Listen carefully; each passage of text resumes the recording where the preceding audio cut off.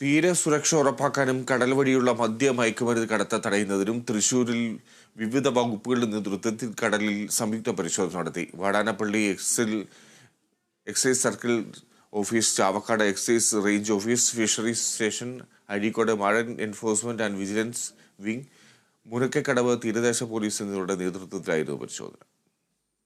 Fisheries station assistant director MF Paul, FEO Ashwin Raj, excise ഇൻസ്പെക്ടർമാരായ CH Harikumar, PM Praveen, Munakkakadavu coastal inspector Premlal എന്നിവരുടെ നേതൃത്വത്തിൽ വിവിധ വകുപ്പുകളെ ഏകോപിപ്പിച്ച് രൂപീകരിച്ച പ്രത്യേക സംഘമാണ് പരിശോധന നടത്തിയത്.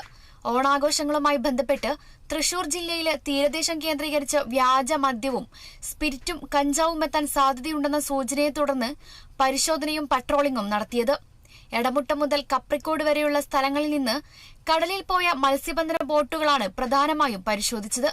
കരയിൽ നിന്ന് 12 നോട്ടിക്കൽ മൈൽ ദൂരത്തിൽ കണ്ട മത്സ്യബന്ധന യാനങ്ങളും ബോട്ടുകളും അഴിമുഖം വഴി കടലിൽ നിന്ന് കയറി വന്ന ബോട്ടുകളും പരിശോധനയ്ക്ക് വിധേയമാക്കി.